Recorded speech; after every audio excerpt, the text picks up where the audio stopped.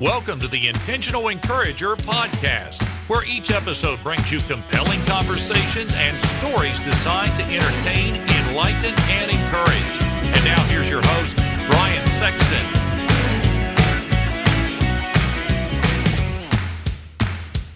And welcome to the Intentional Encourager podcast. I'm your host, Brian Sexton. Thank you so much for joining me today. I've got a very special guest with me, a treat to have this gentleman on with me. He is the host of the daily podcast, The Sales Life, and you can find him on LinkedIn at Marsh Buice, B-U-I-C-E. What a Louisiana name for a Louisiana dude. I love me some Louisiana dudes. Marsh Buice on with me on the Intentional Encourager podcast. Marsh, how are you today, my friend?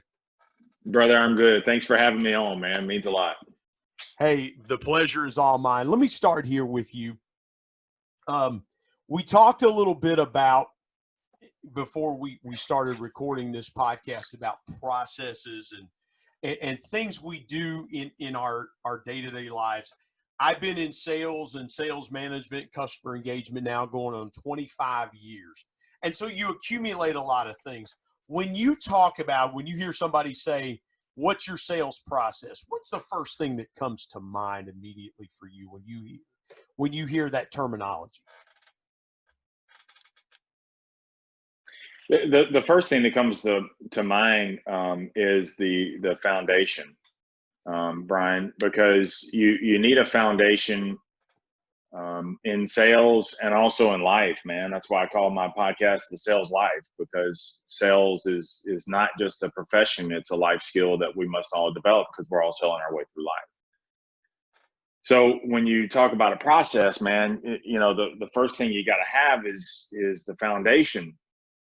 Because if all you come in and all you navigate your life through is just sheer emotions, then you're going to get yanked around in life. You're going to get ripped back and forth, and you're going to lose your way, and you could quit. And so I guess the foundations, man, are something. It's my buoy in the storm. And it's something, dude, that I can cling a hold to in good times and bad. In good times so that I can amplify my success, and in bad times, it's the rung that I need that I can grab a hold of to get myself back into that rhythm again. Well, and I say that because sales process to me has been such an over jargonized term. Mm-hmm. Everybody wants to talk about the process. And Marsh, here's the thing. I don't think enough emphasis gets put on the people. We talk so much about the process, and everybody says, well, what's your process? What's your process? Well, here's the thing. Selling to individuals and selling to buyers is different from person to person. So why is it that you think more emphasis is put on the process rather than the people? Meaning what? What do you mean? Well, again, I think the sales process, everybody is so keen on focusing on that we forget that every buyer is different, instead of focusing on what's important to that particular buyer in that particular moment, in that particular setting, and throwing your process out the window a little bit. The jargonized term of process. Am I making a little more sense there? Yeah. That makes sense. So here's my thing. A process is almost in the skeleton form. It's the thing. It's almost like your script, and you have to, first of all, you have to come in with some sort of a process. When I played offensive line, there was a process, and it started, Brian, from every single day, dude, we got in our 3-point stance. We got in our racehorse stance, and racehorse was that pass rush position, because we had to make sure we were in the position, because otherwise, if you weren't, then you were going to get beat off the ball, or you didn't have the right leverages. So I don't think you can throw process out the window. I think you have to train You have to learn on a process until you can find your own voice. Right. And through the repetitions, that's where you find the voice, the repetition. So how do you connect better with a customer?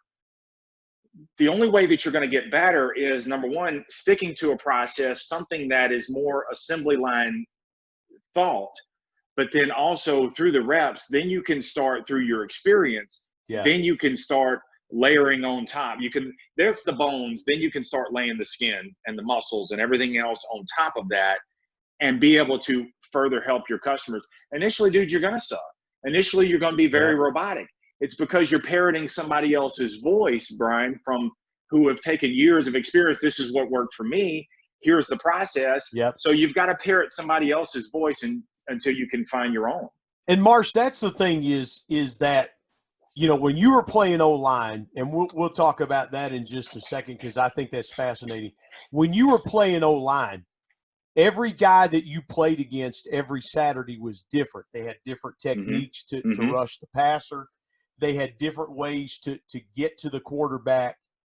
And so you had to literally and that's where I was coming from a minute ago, literally play to play, that guy that you've been lining up against all day might throw something different at you, or he might come at you at a different angle, or you might be a step slow if you're in a pass block situation of rocking back into your stance to get ready to block. You might have come off the ball a little bit late, or he may have come off the ball a half a second earlier than he did the play before.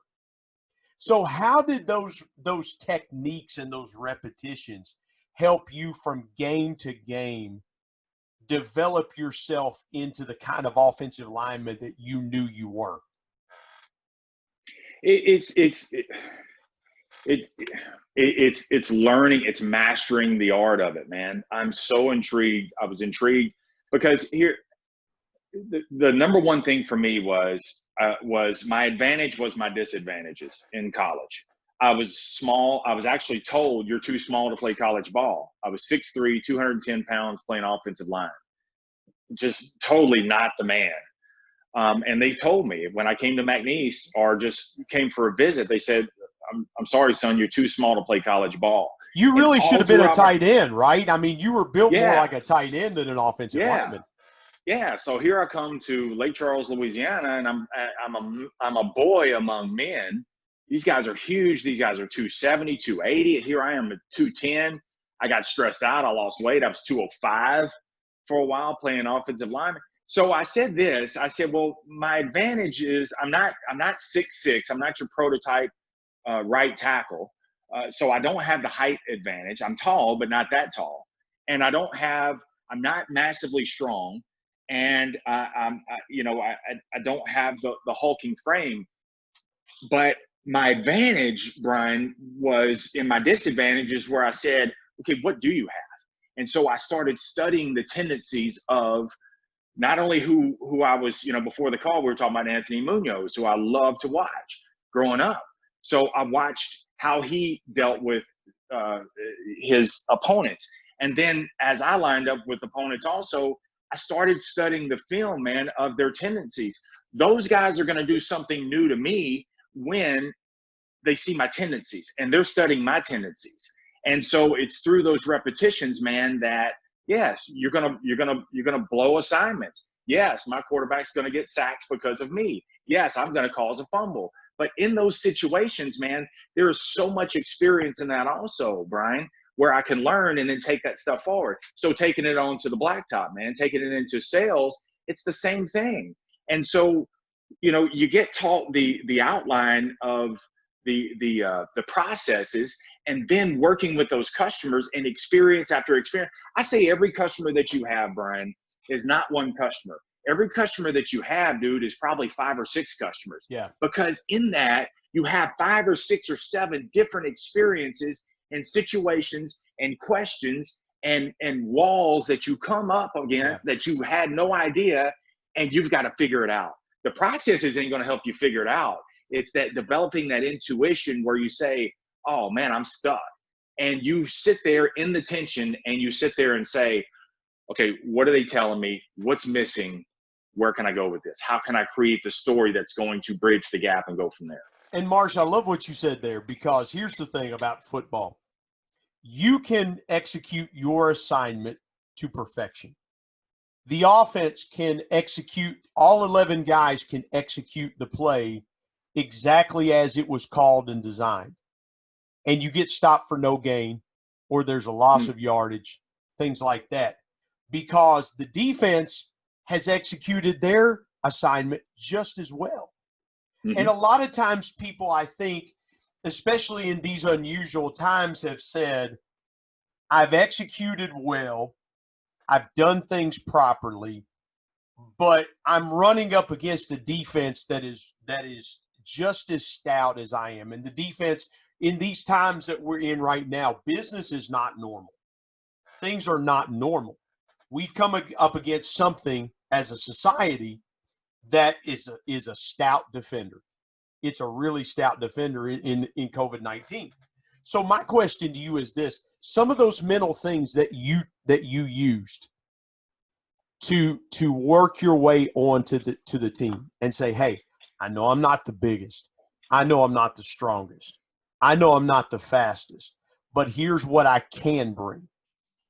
How does a person take that mentality and that approach to do what they do in business particularly well? They may not be the Walmart of their community, but maybe they do one or two things really well. So how do they transfer that same mentality to their business and what they're doing day to day?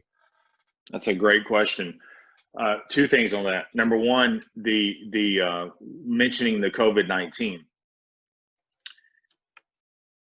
It's the greatest equalizer that we have. I was just on the phone before you and I started talking with one of the bank reps, and it has rocked, obviously, the world. It has rocked all of our industries, but what a great equalizer. So if you were behind, because of this situation, it is now everybody's back at the starting line. So all these years where you've said, oh my God, man, I wish I would have started 10 years ago. I wish I would have done this. Had I done this, I would have been here today. Okay, we're back at zero. Now what? And the greatest equalizer that you have is during these uncertain times, what are you doing? That's the thing, man. Are you sitting there still talking about, oh man, I wish I would have started. I wish I would have done something. Or are you leveraging these opportunities where you say, oh my God, I got all this extra time. What am I going to do with it? Yeah. So in answer to your question, everybody has a competitive advantage. Everybody. You just don't realize you have a competitive advantage. And your competitive advantage boils down to what I call the 7 C's. It's communication, it's connection, it's creativity, it's curiosity, it's consistency, it's continuous learning, and it's being able to handle criticism. Okay, out of all that, like for you, let's talk about you, Brian. You're great in communication, and you're great in connection, and you're very curious. Just talking to you, that's the first. So if you didn't have any of those other things, you got 3 things right there. I know how to communicate, I know how to connect, and I'm very curious. I'm curious to know what everybody's story is. I'm curious to know what makes them an intentional encourager. So my thing is to you as in everybody, is you have a competitive advantage. Stop worrying about what's in the other dog's bowl. Yeah. We want to eat in everybody else's bowl. That's a great point, Marsh. Just eating your whole bowl. You have something in there. I have not been a great connector.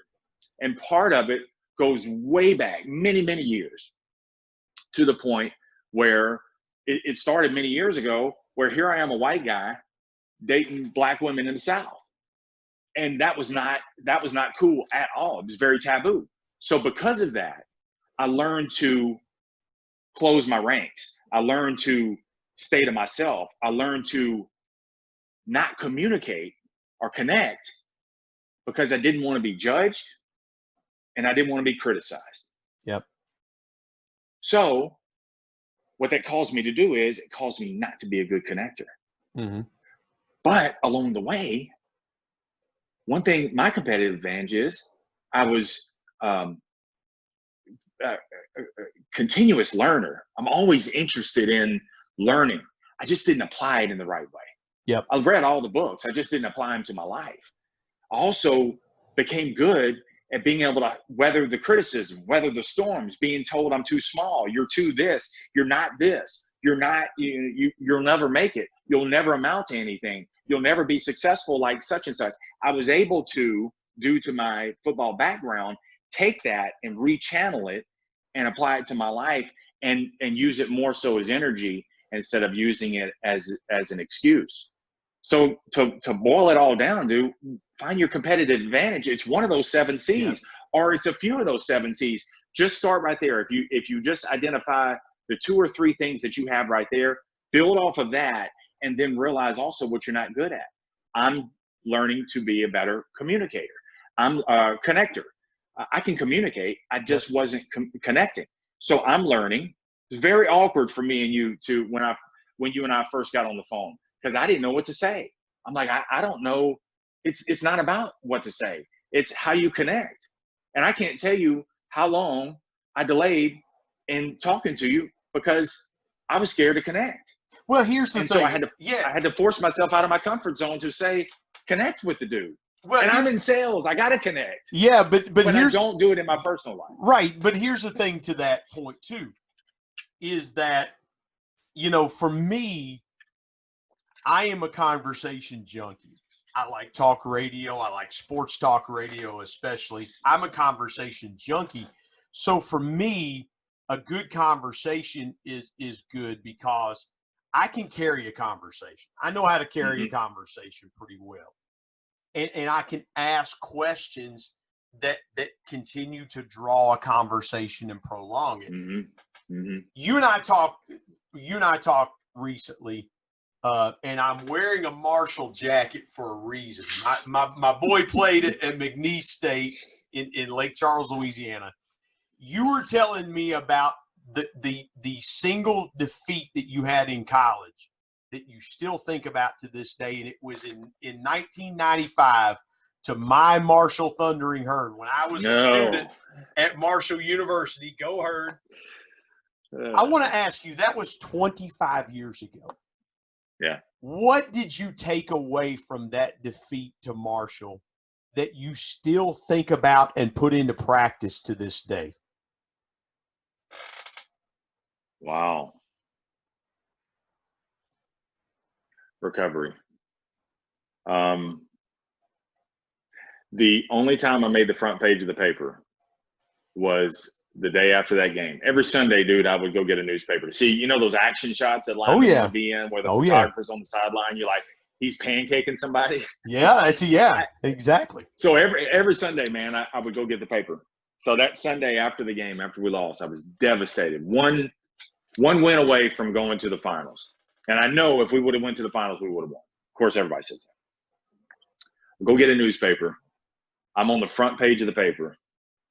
I still have it somewhere around here. And I use it as a reminder. My head's in my hands. I'm crying. And the biggest, boldest print you can put across the front is it's over. And it's a symbolism of many times who says it's over. And many times we read the headlines of what somebody else put for us and say it's over. Yep. And recovery was the biggest thing. Because I remember, Brian, when I went to the field house the next day, they'd moved on. The coaches had already gone on to another season. I was done. There was no year coming back for me. And I remember that feeling that I had that it was all just a transaction. Next. And so if that's the case, then what are you going to do from here? This is it. You're not going pro. I tried out, but I didn't go pro. I was all American. I was all Louisiana. But I was too small. So what do you do from here? And so my mantra that has always been, I was always discounted. I was always last to be chosen on the team. I was always too small. I always had to prove myself. I was always at a disadvantage. But I'm never out. I don't care what's happened in my life. I'm never out. And it's never over until I say it is. And it's been a hard road, man. Well, and I love what you said there, because you thought differently of the relationship than the coaching staff did of the relationship. And I think that's so true in sales, because I've heard, if I had a nickel, man, for every time I'd heard a sales guy say this, I've got such a great relationship with that customer. Then why did they just leave you 10 minutes ago? Because it was over for them, right? To the point about your coaches. You're going to go to the field house the next day. You're going to see, oh, man, you know, my O-line coach is going to put his arm around me. It's going to be all right. And to your point, man, they moved on. Yeah. They moved on. And so a lot of times I think that's where people have gotten the misconception about salespeople is you're just out to make this a transaction instead of building a relationship. And I think, to your point there, Marsh, I love what you said about recovery, because for a lot of people in their business, customers were just a transactional piece and not somebody they build a relationship with. And now, to your point about things being totally different, now these businesses are in recovery mode, because now they've got to rebuild those relationships with customers that this pandemic has caused some social distancing between them and their customer. What do you say to that small business that says, how am I going to recover from this? This is going to be what an advantage that you have during this time is, how do you learn to connect in such a way when you don't have the luxury of customers walking through your door? And I think people took that for granted. Oh, they're going to come in. What happens when they don't? Yeah. And so how do you learn to connect from a distance and be genuinely concerned about their needs and how you can provide for them? Can you provide a solution for them? And so you're saying that some businesses will need to reconnect. I say businesses need to learn to connect. You probably never connected. Good point. It was all a transaction. I tell my guys, man, do not treat your customers like a one-night stand. And that's many times what we do. Hello, my name's Marsh. I'm a salesman. Let's do it. Thank you. Remember me next time. And we treat them like a booty call. That's so true. That is so true, because here's the thing. Because when I came up in sales, when I was coming up in sales, it was, and I worked on straight commission, with the exception of a little draw. I worked on straight commission. And so, you know, you were trying to get and we got paid on gross profit. So you were trying to make a little more money, and your customer was going, wait a minute. You charged me $15 for that last week, and this week it's $15.10 or $15.20. What's up? And I'm sitting there going, in the back of my mind going, well, my kid needs diapers. Yeah. That 20 cents is going to start adding up. I get paid a little more on that. Yeah. And so, to your point, Marsh, you're exactly right. Balancing that to where it's like, okay, if I am providing you a great product, a great service, and other intangibles that you don't have to pay for, but you get because of me in this relationship, my experience, my knowledge, these things that help you make more money, I'm worth 20 cents. And if I'm not, we got a problem. Because if I'm not worth 20 cents, then we got a problem. Yeah. I tell customers all the time, you know, I'm $50,000. The Dodge Durango is free. Yep. Yeah. You're paying, you're buying me. And I just throw in the Durango. I throw in the vehicle. The vehicle's free. You're paying that 50, 70, 80 grand. You're paying for what I can, you're paying for what I can provide for you. And not only am I going to help you find the right product, but also everything I tell you, bro, you can take it to the bank. And if you ask me the question 2 weeks later, I'm going to answer it the same way. I don't need to drum up some BS story to get you to buy anything. You don't have to be a good closer if you can be a good opener. I just need to connect better. I need to find out exactly what you need, and do I have something that will work for you? And if I do, here's the solution. And I'm going to be here for you in the future. When I see you somewhere else, I'm going to know you by name. That's the thing, man. And that's what I get. You know, that's what I try to focus so much with my salespeople is. It's the long game, man. Play the round, not the hole. Yep. Don't blow up because you're 4 over on this one hole. Play the whole damn round. Yep. And then at the end of the round, after the end of the 18 holes, at the end of the 23-day month, then let's look at everything. Well, but don't get blown up on this one thing. Well, and here's the thing too. Everybody, you know, it's and I forget who said it, man, but I love it. It might have been Lawrence Taylor. No, it was Mike Tyson. Mike Tyson said everybody's got to play until they get punched in the face. Right. And then, you know, it's what happens. Marsh, to me, and I hate this word. I hate the word passion. Everybody's like, well, you're so passionate. Follow your passion. Yeah. I'm purposeful.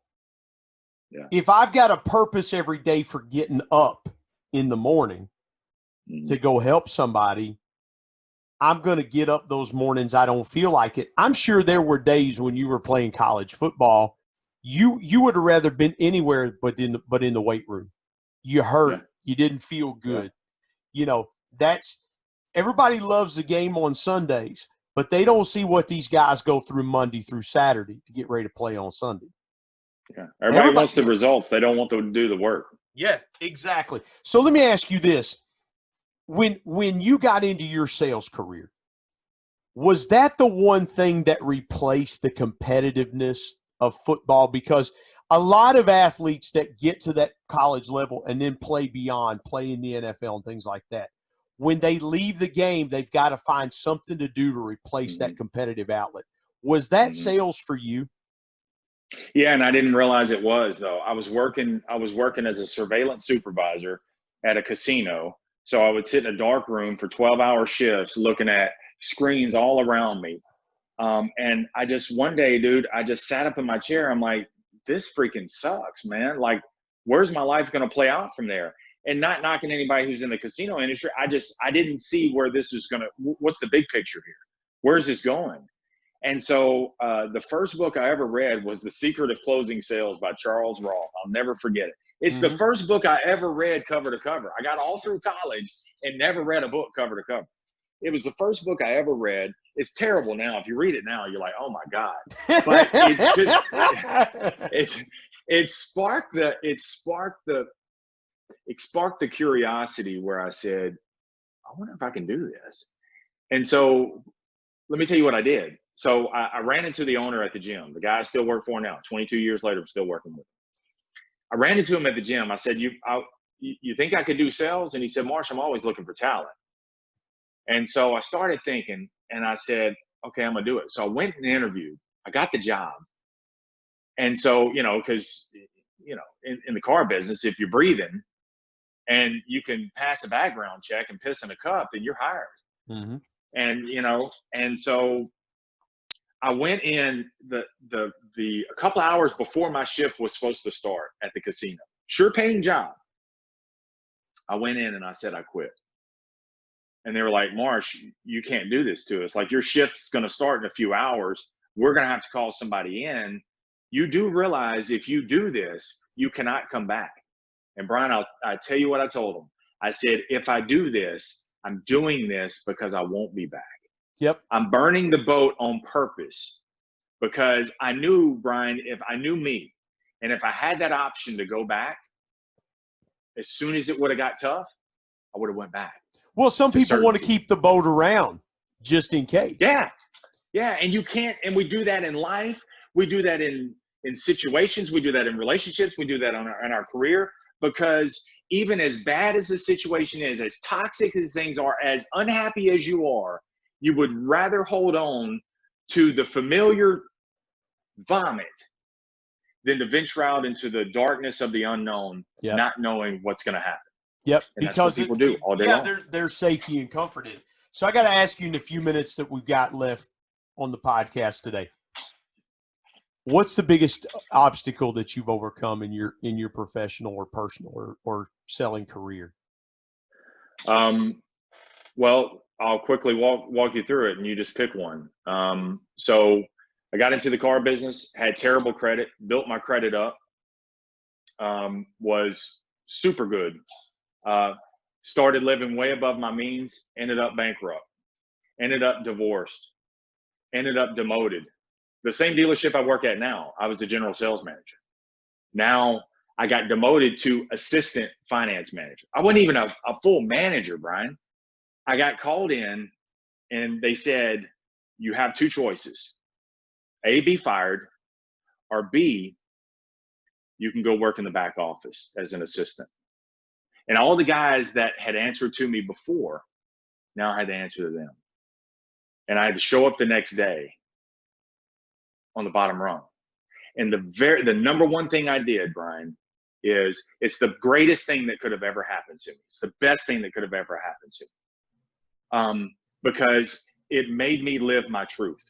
All those years, dude, I had been living a lie, a mask. I wanted people to believe I had it going on, that I had all the answers, when secretly inside I was crumbling. I was in a toxic relationship, and I was drinking every single night till I passed out.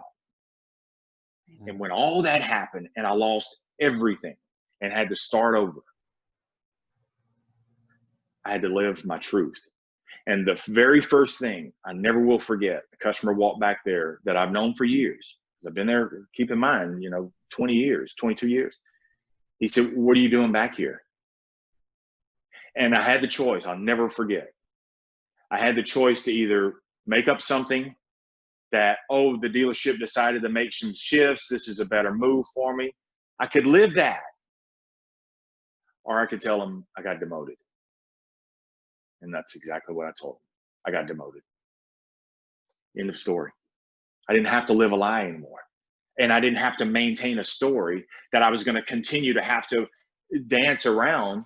And so everybody that would come back there, I told them, what are you doing back here, Marsh? I got demoted. I wasn't doing what I was supposed to do. I wasn't creating the value of the store in my position that I was in. And so they had to make some decisions, and I got demoted. But that's all right, I'll be back. And so that was my recovery, man. A recovery again. That's what I said.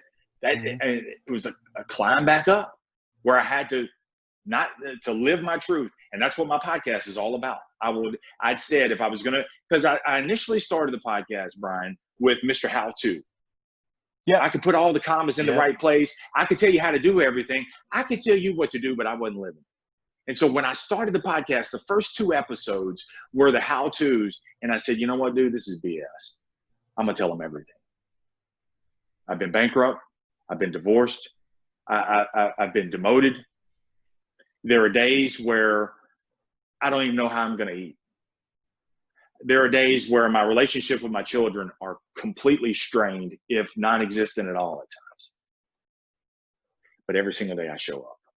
And every single day, I don't have to stay this way. And so I live my truth on my podcast. And whatever I'm going through, that's what I talk about. Because I know you may not be going through the same situation, Brian, but it damn sure rhymes. Yeah. And so I want you to know the sales life is a never settle mentality. Never settle. Keep selling your way through life no matter what. That's how I end the podcast every single time. Keep selling. I don't care what's happened to you in your life. Everybody sells. Everybody sells. Yeah. Whether and no matter what your situation is, man, you don't have to stop selling. Yep. Okay. You messed up. You gloriously effed up. Okay. What are you going to do from here? Get back up. And that's my story, man. I can't add anything to that, man. That was so good. Marsh Buice, you can find his Sales Life podcast, the Sales Life podcast. Connect with him on LinkedIn. Marsh, man, this has been incredible. Thank you, man, for sharing your story, for coming on the Intentional Encourager podcast. I appreciate you, brother. Really do. I really appreciate our relationship, Brian. My thanks as always to producer Bryce Sexton and technical advisor Matt Means. And the ultimate thanks goes to the Lord Jesus Christ, who provides intentional encouragement every day through His Word. And until next time, remember, everyone, everywhere, at any time, and any place can be an intentional